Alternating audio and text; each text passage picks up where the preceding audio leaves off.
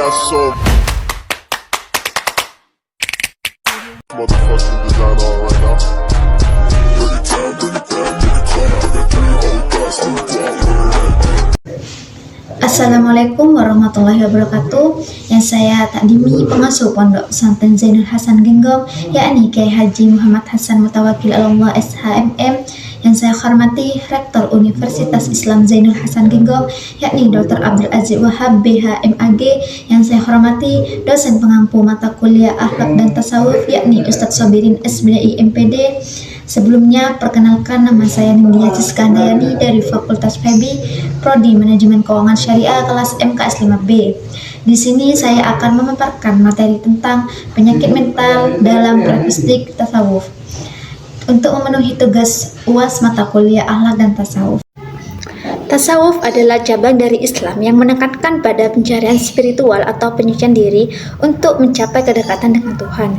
Dalam perspektif tasawuf, penyakit mental tidak hanya dipandang sebagai kondisi medis, tetapi juga sebagai krisis spiritual. Penyakit mental sering dianggap sebagai akibat dari ketidakseimbangan dalam hubungan seseorang dengan Tuhan maupun lingkungannya. Dalam dunia modern, penyakit mental seringkali diartikan dan ditangani melalui kerangka medis atau psikologis yang berfokus pada aspek biologis dan psikis dari gangguan tersebut. Namun, dalam tasawuf, penyakit mental dipahami lebih dari sekedar gangguan fungsi otak atau ketidakseimbangan kimiawi. Penyakit mental dipandang sebagai manifestasi dari gangguan atau krisis spiritual yang terjadi ketika terputus atau menjauh dari Tuhan, tujuan hidup, baik maupun nilai-nilai spiritual. Penyembuhan penyakit mental menurut tasawuf ini melibatkan proses penyucian diri, penyucian hati melalui berbagai praktik spiritual seperti zikir, muraqabah atau meditasi serta ibadah yang konsisten. Nah, tasawuf juga menekankan pentingnya menjalani kehidupan yang seimbang dan penuh kesederhanaan.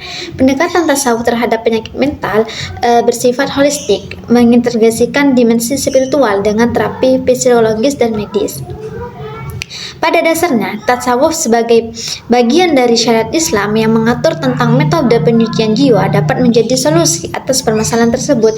Praktek tasawuf di dalamnya terdapat berbagai suri tauladan yang baik. Semua akhlakul karimah dalam tasawuf dilaksanakan sesuai dengan petunjuk dan arahan dari Rasulullah SAW, baik secara lahir maupun secara batin. Semua adab dalam bidang syariah maupun dalam bidang hakikat dilaksanakan sesuai contoh dan tauladan yang telah diberikan oleh Rasulullah SAW dengan selalu berpegang teguh pada Al-Quran wal Sunnah. Penyakit mental yang sering terjadi yaitu kecemasan, seperti rasa takut atau khawatir berlebihan terhadap masa depan, sulit fokus atau merasa tegang tanpa alasan. Nah, solusi dari tasawuf itu zikir dan tawakal, mengingat Allah secara terus-menerus dan berserah diri kepadanya dapat mengurangi rasa takut. Tawakal menyerahkan segala hasil kepada Allah setelah usaha, mengurangi tekanan untuk selalu sempurna. Hasil dari zikir tersebut ataupun tawakal, dapat ketenangan hati dan pikiran karena keyakinan bahwa Allah memegang kendali. Juga depresi, kehilangan minat dalam hidup, merasa tidak berharga atau putus asa. Nah, ini mengalami kelemahan emosional atau sulit menikmati hal-hal yang disukai. Nah, tasawuf itu mempunyai solusi sendiri, yaitu meningkatkan hubungan dengan Allah, seperti sholat malam untuk mencurahkan kesedihan kepada Allah, membaca ayat Al-Quran, zikir syukur, mengingat nikmat Allah meskipun kecil gitu. Nah, itu membuat rasa harapan dan kebahagiaan batin melalui pendekatan Sang Pencipta. Juga stres yang berlebihan, merasa tekanan karena tuntutan pekerjaan atau kehidupan, sulit tidur gitu kan.